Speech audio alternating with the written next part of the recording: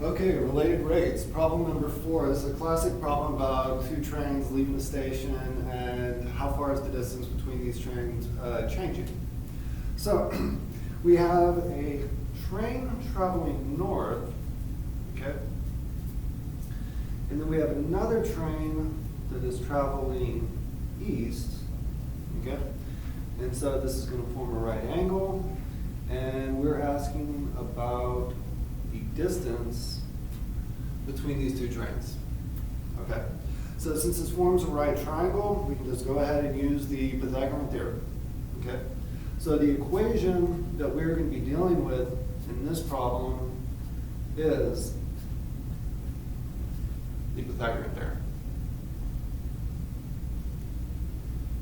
Okay. So then we have a question. What is the question saying? So train A is traveling north at 60 miles per hour. Okay. So the guy traveling north, its changing with respect to time is going to equal 60 miles per hour. Okay. And then train B is traveling at 80 miles per hour.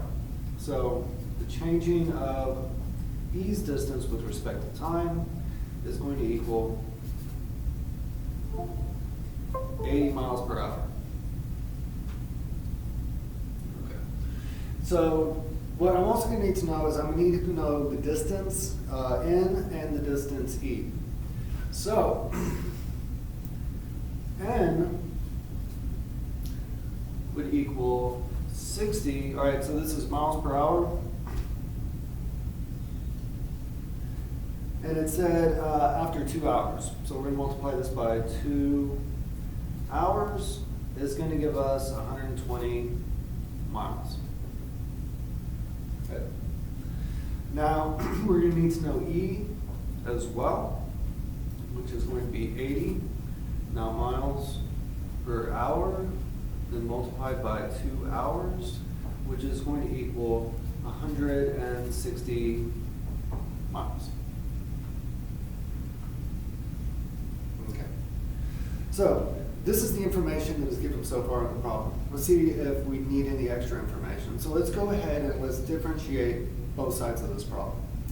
So if I take the derivative, let's scoot this all the way up, with respect to time of both sides of this problem.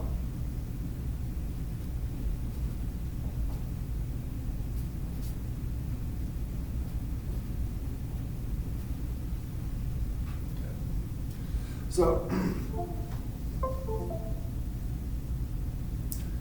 that's going to be 2d. Now, the changing of d with respect to time, which is going to be 2n dn dt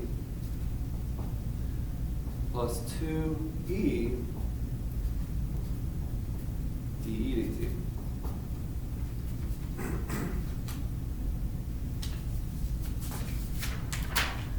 Okay, so for simplicity's sake, let's just divide everybody by 2, because everybody's got a 2 on it.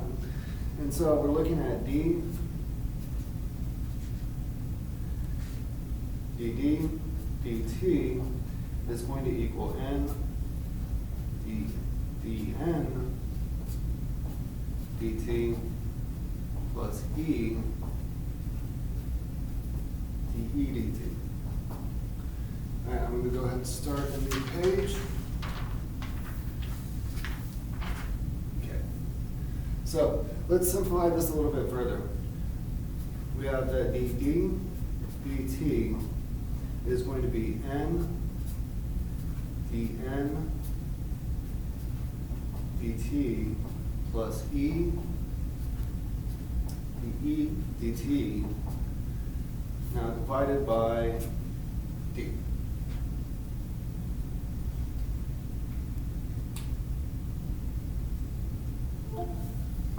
Okay, now from the previous page, we can see that we have the NDT, we have the EDT, we have N, and we have E.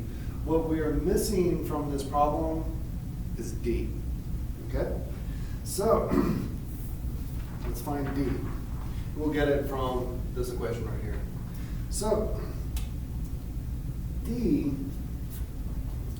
is going to equal the square root. Okay. This is 120 squared plus 160 squared. Okay. That's going to come out to 200 miles. Okay. So, this means that the changing of D with respect to time is going to equal, all right, so where's my N is 120, multiplied by dN dt, which was 60. Now E, which is 160, and then multiplied by dE dt, that's going to be 80. And now divide all of that by our D, which is that 200 that we calculated right there.